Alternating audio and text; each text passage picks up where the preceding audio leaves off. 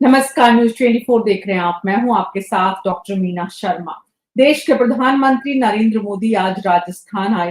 राजस्थान के बीकानेर में पहुंचकर उन्होंने बड़ी बम्पर बौछारें राजस्थान के लिए की।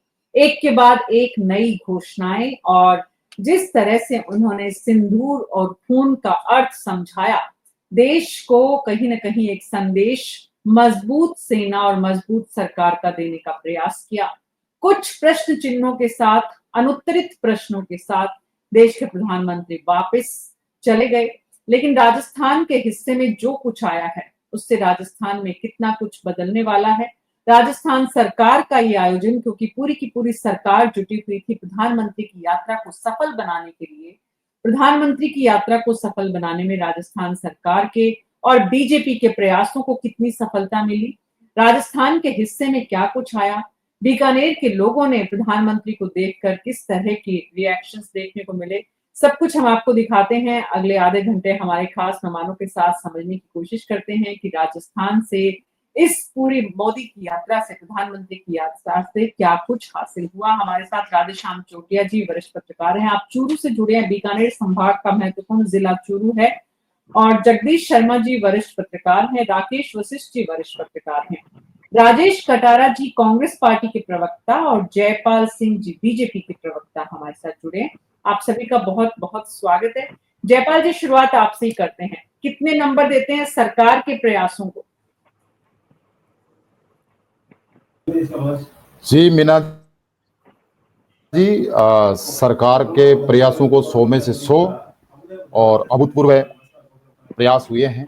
और मोदी जी ने आज जो बीकानेर से संदेश दिया, उसमें कई चीजें छुपी हुई है।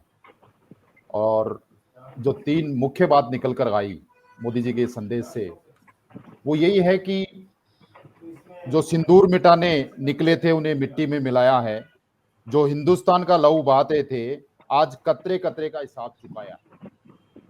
जो उन्होंने मातृशक्ति के बारे में, जो हमारे 26 लोगों की निर्मम हत्या हुई और 26 महिलाओं का जो सिंदूर उजाड़ा, उस सिंदूर की ताकत का बखान उन्होंने बीकानेर से किया कि उनके रगों में अब खून नहीं सिंदूर दौड़ रहा है। इस बात का मैसेज बहुत बड़ा है। और इसका मतलब इतना ही नहीं है, इसका मतलब यह है कि हिंदुस्तान की 60 करोड़ नारियों के लिए मैसेज है। और मैसेज साफ है कि हम अब आतंकवाद के खिलाफ बैठने वाले नहीं है, घर में घुसकर मारेंगे। हमारी एक सिंदूर ऑपरेशन नहीं है, हमारी एक नीति बन रही है ये। हम बैठने वाले नहीं है। और जो बार बार पाकिस्तान हमें एटम बम के नाम से गिदड़ धमकी दे रहा है ना, उसको ताकत दिखाइए। मात्र 22 मिनट में उनके 9 अड्डों को उड़ा के दिखाए। और आज बीकानेर जाने का मैसेज यही था कि जो नाल एयरबेस है, वहां पर भी पाकिस्तान ने फुलझड़ी चलाई थी। और उन्होंने बताया कि फर्क क्या है भारतीय सेना में और पाकिस्तान की सेना में। उन्होंने बताया कि उनका रहीम यार खान जो एयरबेस है, वो आईसीयू में है आज।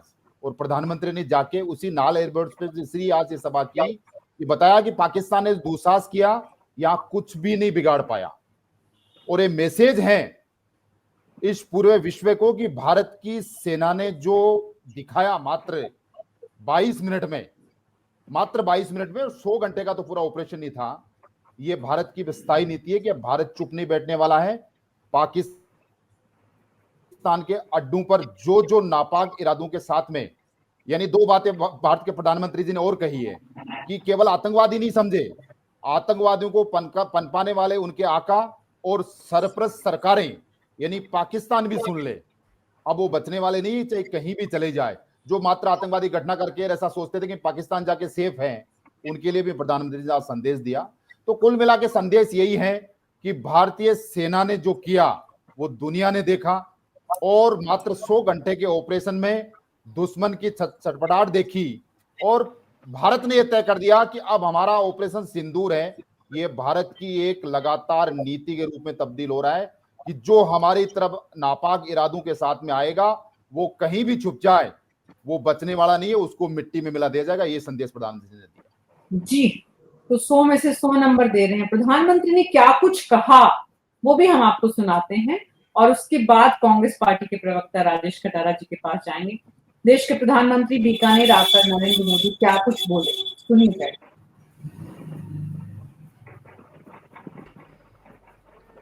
26,000 करोड़ रुपए की परियोजनाओं का यहां शिलान्यास और लोकार्पण हुआ है। आज राजस्थान के गांव-गांव में अच्छी सड़कें बन रही हैं। बॉर्डर के इलाकों में भी शानदार सड़कें बन रही हैं। इसके लिए बीते 11 साल में अकेले राजस्थान में करीब 70,000 करोड़ रुपए खर्च किए गए हैं। यहां से मुंबई के लिए एक नई ट्रेन को हरी झंडी दिखाई गई है। आज ही कई इलाकों में स्वास्थ्य, जल और बिजली से जुड़ी योजनाओं का शिलान्यास और लोकार्पण हुआ है। इन सारे प्रयासों का लक्ष्य है हमारे राजस्थान के शहर हो या गांव तेजी से उन्नति की ओर बढ़ सके। राजस्थान के शहर हो या गांव तेजी से उन्नति की ओर बढ़े। और भी बहुत कुछ देश के प्रधानमंत्री ने पाकिस्तान को संदेश दिया। जयपाल जी ने बताया क्या कुछ मंसूबे इस वक्त देश की सरकार के हैं। राजेश कटारा जी, कितने नंबर देते हैं आप? जयपाल जी ने दे ही दिए, 100 में से 100 नंबर दे दिए। वो तो देख रहे हैं, फिर तो बहुत बड़ा चमत्कार ही हो गया है।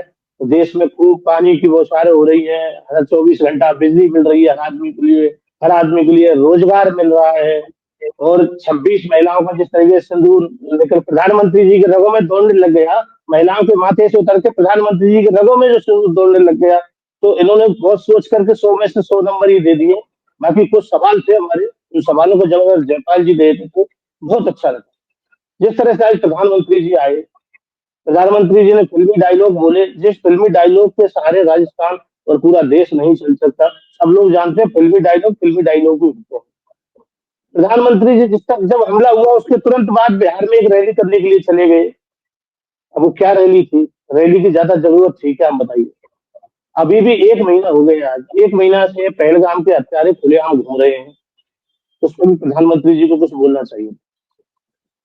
राजस्थान की हालात पर कुछ थोड़ा राजस्थान सरकार को भी नसीहत देनी चाहिए थी। आज राजस्थान में जिस तरह के हालात हैं और जिस तरह से जनता परेशान है, उस पर भी कुछ बात करनी चाहिए प्रधानमंत्री जी को। जिस तरीके से आज विदेश नीति की बात करते हैं, ये 11 साल के अंदर देश को आजाद हुए 75 साल हो गए। जितने प्रधानमंत्री जी विदेश गए उतने अकेले सिर्फ प्रधानमंत्री नरेंद्र मोदी जी विदेश गए हैं। और विदेश नीति क्या रही आपने देखा होगा। जिस तरह से अमेरिका के खुद प्रधानमंत्री जी बार बार बयान बदलते हैं, परंतु उसको हमारे प्रधानमंत्री जी कभी सफाई नहीं देते, क्या है क्या नहीं।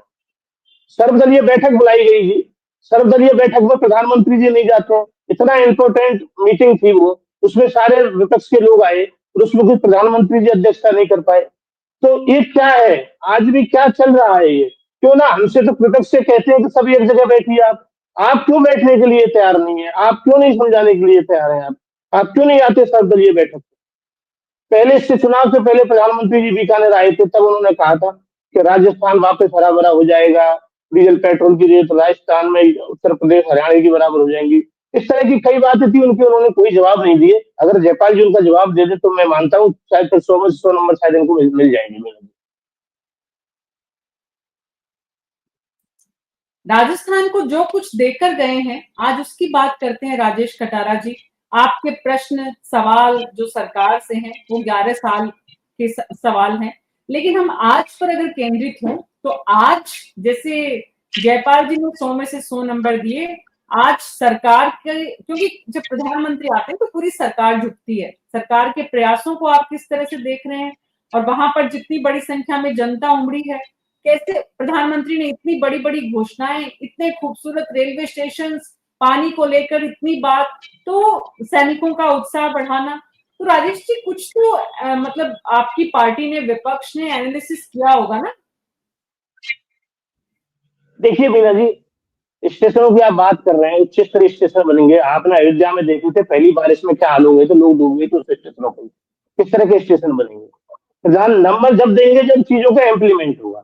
आप देखिए, जब 2 करोड़ नौकरियों का वादा प्रधानमंत्री जी ने किया था, लोगों की भाई लूटी थी, तो वो नौकरियों का बंटाधार कर दिया। अभी एक जी पुराने चैनल पे चल रहे थे कोई, जो 15 लाख रुपए हर आदमी के खाते में आएंगे, वो उसके बाद दोबारा वो नहीं बोले। नोटबंदी के बाद इन्होंने कहा हमने आतंकवाद की कमर तोड़ दी, आतंकवादी खत्म हो गए, भूमाफिया खत्म हो गए, सारी ब्लैक मनी खत्म हो गई। अब वापस क्या क्या हुआ बताइए आप? ठीक जिसमें ठीक है। वो तो हुए राधेश्याम सारे चौटिया हुए, जी, मैं आपके परंतु पास आ देखिए रही हूँ। राधेश्याम आम चौटिया आदमी जी, की गरीबी देखिए, कौन छूट गई राजेश देखिए, कटारा जी, आम आदमी की गरीबी कौन? राजेश कटारा जी, 365 दिन एक ही बात नहीं हो सकती। आज की बात करेंगे। आज क्या हुआ? आज राजस्थान के हिस्से में क्या कुछ आया? प्रधानमंत्री ने किसको क्या संदेश दिया और उसमें कितने कामयाब वो खुद हुए, कितनी उनकी पार्टी और कितनी उनकी सरकार। विपक्ष का इस पर क्या सोचना है? बहरहाल, मैं राधेश्याम चौटिया जी आपके पास आ रही हूँ। राधेश्याम जी, बीकानेर को और राजस्थान को क्या मिला? कितनी बड़ी संख्या में लोग वहां पहुंचे? आपकी स्थानीय बहुत सारे लोगों से बातचीत हुई होगी, चूरू से भी वहां पहुंचने वाले लोग थे। कितना सफल आप इस प्रधानमंत्री की आज की यात्रा को मानते हैं? निश्चित रूप से प्रधानमंत्री जी की यात्रा जो है, भीड़ की दृष्टि से आज कोई विशेष बात नहीं है, हमेशा ही सफल रहती है। और वर्तमान परिप्रेक्ष्य में देश के लोगों को बूस्ट अप करना एक प्रधानमंत्री का काम होता है और उसको उन्होंने बखूबी निभाया है। जहां तक सौगातों की बात है, परियोजनाएं पहले से भी चल रही है और परियोजनाओं नई की भी घोषणा आज उन्होंने की है, लेकिन ये सब रूटीन के वर्क है। इस देश में ये देखने वाला अभी तक मुझे लगता है, चाहे सत्ता कांग्रेस की रही हो और चाहे बीजेपी की रही हो, कि इंप्लीमेंट कैसा हो रहा है। जैसे हमारे चूरू जिले में जर्मन प्रोजेक्ट पीने का पानी है, खूब ढिंडोरा पीटा गया था, लेकिन क्या व्यवहारिक रूप में जर्मन प्रोजेक्ट का पीने का पानी आम आदमी तक पहुंचा है? इन सब विषयों पर विचार करने को कोई भी न तो राजनीतिक दल तैयार है, जो सत्ता में होता है वो वैसे तैयार नहीं है, जो विपक्ष में होता है उसका काम उन्होंने एकमात्र मान लिया है कि हमको तो क्रिटिसाइज करना है। तो इस दृष्टि से प्रधानमंत्री ने जो लोगों को जो जनभावना है उसको समझते हुए उनके अनुरूप जोशीले अंदाज में सिंदूर को अपने रगों में बहता हुआ दिखाकर बूस्टअप करने का प्रयास किया है, जो कि सराहनीय है, क्योंकि इस तरह के अवसर पर जनता को बूस्टअप ही किया जाता है। जहां कमी रहती है उनकी चर्चाएं सार्वजनिक रूप से नहीं की जाती और न ही की जानी चाहिए। ठीक है, बिल्कुल ठीक है। राकेश वशिष्ठ जी, आपके पास आऊंगी मैं। जगदीश शर्मा जी, जब आप राजधानी में बैठकर देखते हैं और प्रधानमंत्री को सुनते हैं और बीकानेर में प्रधानमंत्री हजारों करोड़ की योजनाओं का शिलान्यास करते हैं, बहुत अरविंद जी ने जैसा कहा, बहुत सारी योजनाएं अभी धरातल पर आनी है। निश्चित ही उद्घाटन आगाज होता है तो कुछ काम पूरे होने के बाद और कुछ शुरुआती ईंट लगाने का काम जो होता है, लेकिन एक साथ कई सारे कामों प्रधानमंत्री के हाथ से होने का मतलब है कि उनको आगे बढ़ाना। राजस्थान के हिस्से में आप कितना बड़ा प्रधानमंत्री के आने से जो है योगदान देखते हैं केंद्र सरकार की तरफ से, और राज्य सरकार को इससे कितना बल मिलेगा जगदीश जी, कि उनके काम करने की रफ्तार में कितना इजाफा होगा इस तरह के आयोजन जब होते हैं और प्रधानमंत्री आते हैं और बहुत सारा पैसा भी केंद्र से आता है, बहुत सारे मंत्री भी साथ आते हैं, नई नई रेल भी चलती है, रेलवे स्टेशन भी बनते हैं, पानी की बात भी हो रही है। मीना जी, ऐसा है, ये जो प्रधानमंत्री का दौरा है ये कुछ परियोजनाओं के शिलान्यास या उनके उद्घाटन का नहीं है। ये दौरा महत्वपूर्ण इसलिए है कि ये बॉर्डरिंग स्टेट है और पाकिस्तान से कॉन्फ्लिक्ट के बाद जो है पहली बार प्राइम मिनिस्टर कुछ ही दिनों बाद उस एरिया में आए जहां पर कि पाकिस्तान ने काफी कोशिश की थी नुकसान करने की, और वहां मिसाइलें वगैरह दागी जो इंटरसेप्ट करके, और हमारे जो एंटी मिसाइल और एंटी रडार वाले जो उपकरण हैं जो बॉर्डर पे लगे हुए हैं उनकी ओर से नष्ट कर दी गई। ये अपना आप में बहुत बड़ी घटना है। जिस जगह पर पाकिस्तान निशाना साध रहा था, प्रधानमंत्री चलकर वहां आए और वहां आकर वहां की पब्लिक के बीच में हौसला बना के गए और भाषण देकर उत्साहवर्धन किया लोगों का, लाखों लोगों का। टीवी तो अपनी जगह पर है, लेकिन इस महत्वपूर्ण गर्मी के अंदर जो लोग खुले में बैठे हुए थे, जो लोग मामूली कपड़े के टेंट में बैठे हुए थे, उन लोगों की भी गर्मी का आप अंदाजा लगाइए। उनके बीच में प्रधानमंत्री आकर भाषण देंगे तो समझिए कि बॉर्डर पर लोगों में कितना जोश आया होगा, कितनी संतुष्टि होगी, और इस युद्ध के प्रति प्रधानमंत्री के क्या विचार है, जो कि देश के विचार बनने चाहिए, ये प्रधानमंत्री ने यहाँ आकर बताया। इसलिए इसका महत्व जो है इस टूर का, मैं समझता हूँ कि ये जो परियोजनाओं का उद्घाटन, शिलान्यास और रेल रवाना कर, ये तो आज बटन दबाकर प्रधानमंत्री जी दिल्ली से बहुत सारी जगह के लिए पहले भी कर चुके हैं। ये कोई बड़ी बात नहीं है। बड़ी बात यह है कि जिस जगह पर कुछ दिनों पहले तक हमारे देश के दुश्मन देश जो हैं वो युद्ध के रूप में वहां पर गोला बारूद लगाने की कोशिश कर रहे थे, जहाँ की जनता जो है वो थोड़ी इस बात को लेकर भयभीत थी, या भयभीत नहीं भी हो तो भी ये थी कि पाकिस्तान पता नहीं क्या करेगा इस बॉर्डरिंग एरिया में। आपको ध्यान होगा जब ये युद्ध जो कुछ भी कॉन्फ्लिक्ट हुआ, इस कॉन्फ्लिक्ट से पहले राजस्थान में किस तरह की तैयारियां की गई थी। जिस हवाई पट्टी पर, नाल पर हवाई अड्डा ही है, हवाई पट्टी तो क्या पूरा का पूरा अड्डा है, और ये वायुसेना का भी हमारा एक महत्वपूर्ण ठिकाना है जहां से कि हवाई जहाज उड़ते हैं, वार प्लेन्स तो उड़ने का भी जगह है ये, तो ये बहुत महत्वपूर्ण जगह है। उसी हवाई अड्डे पर जो है प्रधानमंत्री जी का प्लेन भी उतरता है और वहीं से वो अपनी यात्रा की शुरुआत करते हैं। दूसरी बात है कि वो करणी माता जी के मंदिर में गए, वहां जाकर उन्होंने मत्था टेका, कह दीजिए पूजा की, अर्चना की देवी को, और प्रसाद ग्रहण किया। तो ये अपने आप में महत्वपूर्ण बात थी। ये दो जो घटनाएं हैं, ये दो लोगों का मॉरल बूस्टअप करने के लिए ये बहुत इंपॉर्टेंट घटनाएं। बाकी भाषण तो प्रधानमंत्री जी ऐसा ही देते हैं जिसमें बहुत बड़ी बड़ी। बिल्कुल बिल्कुल, भाषण की जब आपने चर्चा की है तो उनके भाषण की एक डायलॉग की आज बहुत ज्यादा चर्चा हो रही है। कोई कह रहा है कि टेलीप्रॉम्प्टर की गलती थी, कोई कह रहा है फिल्मी डायलॉग था, लेकिन राकेश वशिष्ठ जी, क्या समझ में आ रहा है ये नसों में सिंदूर क्या बता रहा है? देखिए मीना जी, देखिए मीना जी, मैं सभी अपने अग्रजों की बातें सुन रहा था। भाषण उनका जो उससे लवलेस था, इसमें कोई दो राय नहीं। और भाषण भी ऐसा था कि वहाँ जो श्रोतागण जो बैठे हुए थे, जो भीड़ थी, उनमें भी जोश आ गया था, वो उसका रेस्पॉन्स दे रही थी। दूसरी बात, हम प्रधानमंत्री की इस सभा को, इस कार्यक्रम को केवल राजस्थान की सीमाओं में समेट कर नहीं जा सकते। उन्होंने अपने भाषण के जरिए देश को भी संदेश दिया और विश्व को भी संदेश दिया। जो समझते हैं वो समझ गए, और जिनका काम विरोध करने का है वो विरोध करते रहेंगे।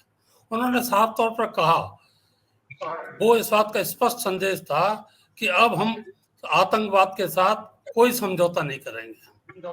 हमने सेना को खुली छूट अभी भी दे रखी है। अगर कोई इस तरह की घटना घटित होती है तो वो अपने तरीके से, अपने कार्यक्रम के अनुसार, और कहाँ क्या करना है वो सारा निर्णय वो खुद करेगी। सरकार का इसमें कोई इंटरफेरेंस नहीं रहेगा। दूसरी बात, उन्होंने अपने भाषण में यह बात भी कही, जो चर्चाएं चलती रहती है ना कि सब ट्रंप के कहने पर, इसके कहने पर, साफ कर दिया उन्होंने। और बड़ी ट्रंप के लिए तो बड़ी निराशाजनक बात होनी चाहिए कि उन्होंने ट्रंप को कोई डायरेक्ट मैसेज नहीं दिया। वो तो विदेश मंत्रालय को मैसेज दे रहा ट्रंप को। मतलब उन्होंने मोदी ने ट्रंप को इस लायक भी नहीं समझा कि वो उनकी इस तरह के जो उनकी वार्तालाप चल रहे हैं, इस तरह के स्टेटमेंट आ रहे हैं, उनको उनके अनुरूप जो है कोई जवाब दें। हालांकि ये बात मेरे कांग्रेस के भाइयों को लग सकती है कि क्यों नहीं दे रहे, लेकिन विदेश मंत्रालय ने आज भी कहा है कि हमारे और पाकिस्तान के बीच में कोई तीसरा देश मदद स्वीकार नहीं है। आज मोदी जी ने स्पष्ट रूप से कहा कि अगर कोई आतंकवादी घटना घटित होती है तो और आतंकवादियों के साथ साथ उस आतंकवादियों को आश्रय देने वाले देश को भी बराबर का जिम्मेदार समझा जाएगा और इसके लिए सेना समुचित जो भी आवश्यक होगी कार्रवाई करेगी। एक बात उन्होंने कही, अब तरह तरह की योजनाएं हैं, वो तो होती रहती हैं, चलती रहती हैं, इसका कोई खास महत्व नहीं है। क्यों प्रधानमंत्री आते हैं तो कामकाज इस तरह के चलते रहते हैं और योजनाएं होती रहती हैं। उन्होंने आज पीकेसी ईआरसीपी का भी जिक्र किया, ध्यान हो उनका, ये इस तरह की योजना राजस्थान की जनता के लिए एक बड़ी सौगात है। और मुझे ये आपने भी देखा होगा कि आज से ही उसके लिए भूमि पूजन की कार्रवाई करने का काम शुरू हो गया। बूंदी में, गोहटा में शायद ये कार्यक्रम होगा और उसके लिए 2,500 करोड़ रुपए के करीब उसका बजट है इसके लिए करने के लिए। और उसका पहले फेज का भूमि पूजन का कार्य इसी महीने हो जाएगा। वो उनकी आने के कारण भी मान सकते हैं या उनको खुश करने का, क्योंकि उन्होंने उसका खास तौर से उल्लेख किया था, उसके लिए भी हो सकता है। अब इसमें तरह तरह की बातें हो सकती हैं। उन्होंने एक कारण और रहा, अब सवाल आता है कि पिछली डिबेट में भी सवाल आया था कि बीकानेर को ही क्यों चुना। ये बात सही है, मैं जगदीश जी की बात से संबंधित को, नाल जैसे महत्वपूर्ण स्थान पर पाकिस्तान ने बहुत कोशिश की थी आक्रमण करने की, लेकिन सफल नहीं हुआ, क्योंकि नाल बड़ा एयरबेस है तेजस लड़ाकू विमानों का, हेलीकॉप्टर्स का, और छोटा मोटा एयरबेस नहीं है वो। और इस कारण उसकी बहुत सामरिक दृष्टि से बहुत महत्वता है, लेकिन वो नहीं हुआ। एक बात और थी कि ये वो पूरा क्षेत्र जो है आपका, चूरू है, नागौर है, झुंझुनू है, सीकर है, बीकानेर है, जो भी ये इलाका है, रणबांकुरों का प्रदेश है। बड़ी संख्या में यहाँ के लोग सेना में हैं, सेना के सैनिक रिटायर्ड लोग हैं, और जनसंख्या की दृष्टि से उनकी प्रतिशतता के हिसाब से यहाँ काफी हैं। तो उनको भी इस तरह का संदेश देने का काम था कि सरकार क्या कर रही है और क्या करने का उनका इरादा है इस संबंध में। तो मैं समझता हूँ कि ये जो कार्यक्रम था उनका बड़ा सफल रहा। अब उन्होंने आपने जो जिक्र किया, सिंदूर का रंगों में सिंदूर, खून में सिंदूर दौड़ रहा है, तो वो उनकी आक्रोश को जाहिर करता है। उन्होंने जिस जोशपूर्ण तरीके से भाषण दिया, उनके भाषण को 2 पार्टों में देखा जा सकता है। एक तो शुरुआती हिस्सा, एक बात का हिस्सा। जो बात का हिस्सा जब आया तो उसमें बहुत जोश था, और जोश इतना था कि वहां की जनता भी उद्वेलित हो गई और उसका जवाब देने लगी। या तो उनकी एक प्रणाली है काम करने की, या उनकी आंतरिक जो व्यथा है, उसको गुस्सा है, उसको उन्होंने उजागर करने का काम किया। इससे ही जाहिर है कि ये कार्यक्रम सफल रहा, और इसका केवल प्रदेश के स्तर पर नहीं, देशव्यापी और अंतर्राष्ट्रीय स्तर पर भी इसका प्रभाव पड़ेगा, संदेश जाएगा, और इसके संबंध में आगे की कार्रवाई होगी। जी, तो पाकिस्तान हमारे पड़ोसी मुल्क को, अमेरिका को, दुनिया को संदेश साफ साफ दिया, सेना का उत्साह बढ़ाया, 26,000 करोड़ की योजनाओं का राजस्थान को जो लाभ, जो फायदा जो है उसका मैं जयपाल जी के पास जाना चाह रही थी, लेकिन जयपाल जी नजर नहीं आ रहे हैं, कुछ तकनीकी परेशानी की वजह से शायद जयपाल जी वापस जुड़े। तब तक राजेश कटारा जी, 26,000 करोड़ की जिन योजनाओं की यहाँ राजस्थान में, आज रेल मंत्री भी नजर आए, आपके देश कानून मंत्री भी थे बीकानेर के, जितने खूबसूरत रेलवे स्टेशन नजर आ रहे हैं, पानी का जो जितना, अगर ये सिर्फ एक योजना सफल हो जाती है तो राजस्थान में पानी को लेकर क्रांतिकारी बदलाव आ जाएंगे, और जिसकी शुरुआत हो चुकी है, लंबे समय से जिसका इंतजार था। आपको लगता है राजेश कटारा जी कि राज्य सरकार का थोड़ा उत्साह भी बढ़ाना चाहिए, क्योंकि देश के प्रधानमंत्री ने इतना सारा पैसा प्रदेश को दिया है, विपक्ष की जिम्मेदारी आलोचना करने की है, सवाल उठाने की है, लेकिन जो अच्छे काम हो रहे हैं उन पर नजर रखने की भी है, और विपक्ष को समालोचित भी होना चाहिए। देखिए मीना शर्मा जी, विकास निरंतर चलने वाली प्रक्रिया है, और ये जब से देश आजाद हुआ है तब से ही चल रही है। ऐसा नहीं है कि कोई 11 साल में या 1.5 साल में। जिस ईआरसीपी का ढिंढोरा पीट रहे हैं, तो मुख्यमंत्री जी ने ये कहा था कि 6 महीने में डीपीआर बन जाएगी, डीपीआर, और अभी तक कोई डीपीआर उसकी नहीं बनी, और ना ही कोई अभी तक काम शुरू हुआ उस पर। तो काम तो करिए, आप कुछ दिखाइए, आप जनता से क्या झूठे वादे करिए। अब एसआई भर्ती का आप देख लीजिए, ये पहले कहते थे कि एसआई भर्ती हम आते ही कैंसिल करेंगे, अब इनके गले की आज की घोषणाओं की, आज के भाषण की, आज की पब्लिक पार्टिसिपेशन की, आज की बात कर सकते हैं आप? जी बिल्कुल, देखिए राधेश्याम जी ने अभी भाई साहब ने बोला था कि प्रधानमंत्री जी का दौरा भीड़ की दृष्टि से अच्छा रहा।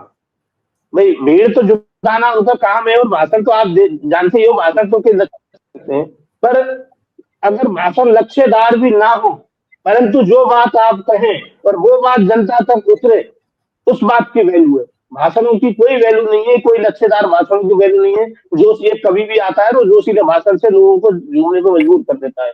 परंतु ये कि जो प्रधानमंत्री जी ने 11 साल के अंदर जो वादे किए, उसमें से कितने खरे उतरे, और वो कब दोबारा आकर के उन्होंने इस बात की घोषणा की, सब मैंने आपको ये वादा किया था और ये वादा मैंने आज आपको पूरा किया। होती रहेंगी। युवाओं को ठगा, किसानों को ठगा। आप देखिए ना, किसानों की बात कभी करते नहीं प्रधानमंत्री जी। किस तरह से 750 किसान आपको पता है शहीद हो गए इनके गलत काले कानूनों की वजह से।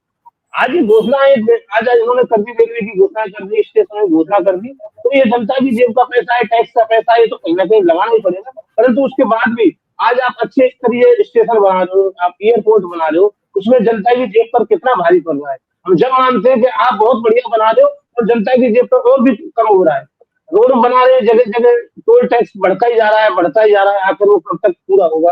कुछ दिन के लिए एक बाउंडेशन था पहले, तो इस बाउंडेशन के हिसाब से टोल खत्म कर दिए जाएंगे, परंतु वो रोड और बढ़ा दिए गए, और उन पर क्या क्या स्थिति है टोलों की? आप रोड टैक्स भी ले रहे हो और टोल टैक्स भी ले रहे हो, क्या क्या आपको बार बार मुझे खींच के लाना पड़ रहा है कि आज की बात करिए, लेकिन आप आज की बात नहीं कर पा रहे, क्योंकि राजेश कटारा जी आपके पास जानकारी नहीं है, आप अपडेटेड नहीं है।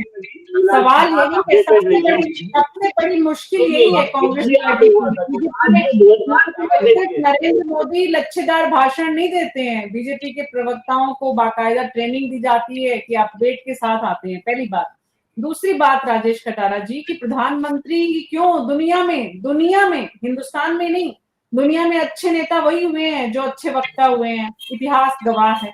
इसलिए अच्छे वक्ता आप अपने आप ही बनाइए, अपने नेताजी को भी अच्छा वक्ता बनाइए।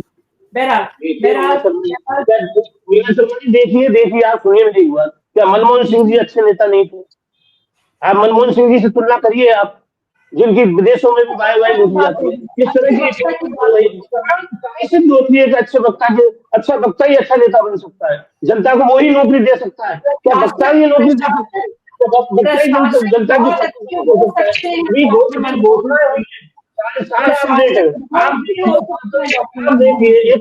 की चलाना सीख रहे हैं। कांग्रेस ने लंबे समय से शासन किया है, ए से लेकर जेड तक सारे काम कांग्रेस ने किए। आप कैसे कह सकते हो ये बात कि भाई अभी तक हम अपडेटेड नहीं? सारी चीजों से अपडेटेड है, और सारे पुराने इतिहास भी आप उठा के देख लीजिए, आपको मालूम चलेगी इस तरह की बात है। आज की बात कर रहे हैं ना, उससे एक मिनट देखिए जब नंबर आप नंबर देंगे तो उसके प्रैक्टिकल भी देखे जाएंगे, नंबर प्रैक्टिकल के भी जोड़ के दिए जाएंगे। आप देखिए ऐसे नंबर नहीं, कहाँ स्टेशन तैयार नहीं हुआ है ये बताइए आप, जिन जिन योजनाओं का उद्घाटन हुआ है उनमें धरातल पर स्थिति क्या है, आप फीडबैक लीजिए ना अपने जिलों में जाइए ना। एक स्टेशन की बात नहीं है, आप एक स्टेशन की बात नहीं कर सकते, और कितनी घोषणा हुई। आप पहली घोषणाओं पर क्यों नहीं जाना चाहते? चीजों पर जाइए आप पुरानी पे, जब नई चीज आएगी जब माई दर्शकों को बताइए, हमारे दर्शकों को बताइए कि 26,000 करोड़ की योजनाओं की ये है, विपक्ष है आप, जिम्मेदारी है आपकी, जनता से जिम्मेदारी हमारी है। प्रधानमंत्री जी ने ये कहा था, चुनाव से पहले प्रधानमंत्री जी आए थे, उन्होंने कहा था कि चिरंजीवी योजना बहुत अच्छा काम है और हम इसको और आगे बढ़ाएंगे। तो कहां से काम लेकर के आए उस चिरंजीवी योजना को? ये प्रधानमंत्री जी के बयान है, इन्होंने घोषणा की थी। अशोक गहलोत जी का काम बड़ा ही सराहनीय काम है, तो प्रधानमंत्री जी ने इसकी घोषणा की थी चुनावी माहौल में। कहा डीजल पेट्रोल हरियाणा राजस्थान के बराबर हो जाएंगे, बहुत वाई लूट ली लोगों के लिए। एसआई भर्ती के लिए उन्होंने कहा था एसआई भर्ती हम रद्द कर देंगे। अब ना तो वो रद्द कर रहे हैं, ना युवा बेचारे भटक रहे हैं, अब वो ज्वाइनिंग करेंगे कि नहीं करेंगे? ये रोज रोज नई नई बातें आ रही हैं। घोषणा कर दी, ठीक है, शिलान्यास हो गया, अभी उसको करिए, उसको आगे बढ़िए, कितना काम होगा उसके बाद भी आप नंबर देंगे। आप पहले आप एडमिशन पे नंबर लेना चाहते हैं आप हमसे, अभी तो एडमिशन हुआ है, घोषणाएं नहीं है, अभी उनको इम्प्लीमेंट होनी चाहिए। अभी एडमिशन हुआ है। जयपाल जी मुद्दा ये है कि सरकार ने, राजस्थान की और संगठन ने मिलकर जिस तरह का काम किया वो तो सबने देखा, लेकिन जहां जहां मिलकर काम नहीं हुआ उसका नुकसान भी हुआ कुछ।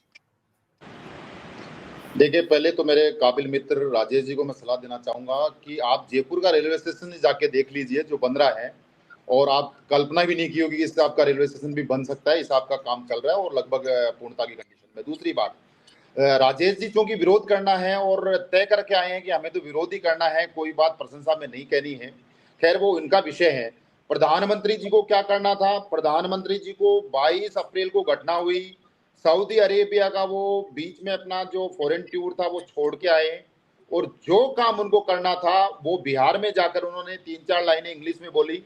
माननीय प्रधानमंत्री जी कभी इंग्लिश में स्पीच नहीं देते हैं। जो संदेश विश्व को देना था उन्होंने दिया, और जो काम सेना को करना था उसके लिए फ्री हैंड दिया कि आप जाइए, समय तय कीजिए, जगह तय कीजिए और जो करना है वो करिए। आज प्रधानमंत्री जी ने वो बात दोहराई वहां पर। मैं समझता हूं उन्होंने जो जगत जननी मातेश्वरी करणी माता के चरणों में शीश नवाया, इसका भी एक संदेश था। और आप कह रहे हैं कि टेलीप्रॉम्प्टर नहीं, टेलीप्रॉम्प्टर नहीं, उन्होंने ये बात दोहराई थी कि मेरे रगों में सिंदूर दौड़ने, इसके मैसेज है। मैसेज ये है कि जहां ये वो देश है जहां पर नारियों की पूजा की जाती है। यत्र नारी तो पूजनते रमनते तत्र देवता, ऐसे हमारे कहा जाता है। तो इस बात का भी संदेश दिया कि प्रधानमंत्री जी दुर्गा माता के दोनों नवरात्रों का उपवास करते हैं, तो वो शक्ति के उपासक है। इसके नाते मातेश्वरी के चरणों में पूरे देश के लिए, राष्ट्र के लिए समृद्धि की कामना की। और दूसरा संदेश उन्होंने ये दिया कि जो उन्होंने 26 लोगों को मारा, यानी 26 लोगों के सीने में गोली मारी, संदेश ये है कि 140 करोड़ लोगों का सीना छल नहीं हुआ उससे। उन्होंने हमारे सीमा पर मारा, हमने उनके सीने पे मारा, ये बात दोहराई। उनके लिए इंपॉर्टेंट है कि 60 करोड़ महिलाओं का जो सिंदूर है उसकी सुरक्षा का वचन देके गए हैं माननीय प्रधानमंत्री जी बीकानेर से। अब आप देख लीजिए कि फर्क होता है कि 26 के लिए माननीय प्रधानमंत्री जी पाकिस्तान के घर में घुसकर मिट्टी में मिलाने का काम किया है। इस देश ने वो दौर भी देखा है कि लाखों लोगों को कश्मीर से भगा दिया गया, मारा गया। सरकार उस समय भी थी, सरकार आज भी है। हमने 26/11 का वो कांड भी देखा है मुंबई का। सरकार ने तब क्या किया और आज क्या किया, ये दोनों का फर्क साफ है। प्रधानमंत्री जी को कहां जाना था? ये कह रहे हैं कि सर्वदलीय मीटिंग में नहीं आए। प्रधानमंत्री जी आदमपुर एयरबेस पे गए, जहां हमारे सैनिकों ने पाकिस्तान को मुंहतोड़ जवाब दिया, जहां पर पाकिस्तान की फुलझड़ियां गिरी आके, वो देखने गए थे प्रधानमंत्री जी। कहां जाना चाहिए प्रधानमंत्री जी को पता है। आज राजस्थान का बीकानेर का नाल एयरबेस प्रधानमंत्री जी चुना, इसके पीछे भी कोई डिप्लोमेसी होगी, उसके पीछे भी कारणों का संदेश साफ है कि प्रधानमंत्री का संकल्प जो था वो पूरा हुआ। और जिन्होंने महिला हमारी 26 मातृशक्ति का सिंदूर उजाड़ा, उनका खानदान उजाड़ने का काम माननीय प्रधानमंत्री जी और भारतीय सेना ने कर दिखाया। अब आप बिजली नहीं आई, पानी नहीं आई, पेट्रोल डीजल, ये मुख्यमंत्री की रैली नहीं थी, माननीय प्रधानमंत्री आए थे और राजस्थान को चुना। हमारे घरों का विषय है कि ऑपरेशन सिंदूर के बाद में पहली बार प्रधानमंत्री जी राजस्थान को चुनते हैं, तो राजस्थान के 8 करोड़ लोगों का सीना फक्र से चौड़ा होता है। और ये संदेश देने गए हैं। मैं बार बार राजेश कटारिया जी के एक बार मुंह से ऑपरेशन सिंदूर का नाम नहीं निकला, क्योंकि वो ट्रम्प में फंसे हुए, वो संदेश भी आज दे गए। क्या करना है आगे, देश की नीति क्या रहेगी वो भी क्लियर कर गए। भारत अब आतंकवाद के प्रति आगे जो नीति रहेगी उसका स्पष्टीकरण वो दे गए। परमाणु बम के नाम से कोई हिंदुस्तान को न धमकाए, ये भी क्लियर कर गए। और भारत के जो हमारे मेक इन इंडिया जो हथियार हैं, जो पाकिस्तान में काल बनकर गरजे, उनके एयरपोर्टों जो एयरबेस थे उनको उड़ा दिया गया। मैं बात कर रहा हूँ ब्रह्मोस और आकाश, इसकी आज पूरे दुनिया में चर्चा ही नहीं है। दूसरे लोग आकर्षित हो रहे हैं कि हमें भी दे दो। ये हिंदुस्तान की ताकत है जो कर दिखाया। और ये राधेश्याम चोटिया जी, एक तस्वीर देखी हमने आज, वसुंधरा राजे, दिया कुमारी, बीकानेर की राजपूत परिवार से जुड़ी हुई जो सदस्य हैं, जो राजस्थान विधानसभा में बार बार पहुंची। बात ये है कि ये सब आज साथ बैठे नजर आए, तो पार्टी के भीतर जितने गतिरोध की बातें थी वो भी ऐसा लगा कि अब कम होती दिख रही है। संगठन और सरकार ने मिलकर काम किया, लेकिन एक बात जो बड़ी चिंता थी, कि गर्मी की इस तपिश में जहां सरकार की एडवाइजरी है कि आप घर से बाहर ना निकलें, वहां सरकार इतनी बड़ी संख्या में लोगों का हुजूम घर से बाहर निकाल रही है। तो लोगों का इस तपिश में वहां पहुंचने पर कुछ रिएक्शन सुनने को मिला आपको? क्या कुछ चर्चाएं रही वहां पर? ऑडियो ऑन करिए प्लीज राधेश्याम प्लीज। जो बीकानेर चूरू से गए हैं अभी तक लौट के नहीं आ रहे हैं, धीरे धीरे आ रहे हैं, क्योंकि गर्मी में के चलते लगता है कि वो वहीं कुछ देर रुक के थोड़ा विलंब से रवाना हुए हैं, क्योंकि एडवाइजरी भी यही है कि 11 बजे से 3 बजे तक विशेष ध्यान रखा जाए। तो वो आएंगे तब उनका रिएक्शन पता चलेगा। लेकिन ये बात तो निश्चित रूप से है कि एडवाइजरी तो ये जारी की हुई है कि इस गर्मी में घर से बाहर न निकलें, लेकिन इतनी भारी संख्या में लोगों की भीड़ इकट्ठा करना अपने आप में एडवाइजरी के विपरीत भी है।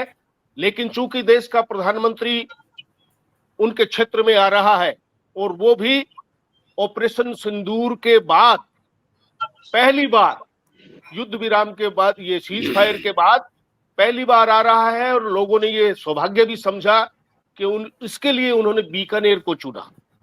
जी, और जी। सभी वक्ता बता रहे हैं कि बीकानेर को भी इसलिए चुना कि जो हमारा नाल हवाई अड्डा है सेना की दृष्टि से वो अति महत्वपूर्ण है, और जिस तरह से प्रधानमंत्री जी आदमपुर गए थे उसी के अनुरूप सेना को बूस्टअप करना, जनता को बूस्टअप करना, इस दृष्टि से उन्होंने शायद बीकानेर का चुनाव किया है। और उन्होंने अपने भाषण में भी उल्लेख किया था कि पहले भी जो हमने स्ट्राइक की थी तो राजस्थान ही मेरा आना हुआ, और आज जब ऑपरेशन सिंदूर किया गया है तो फिर बीकानेर आना हुआ।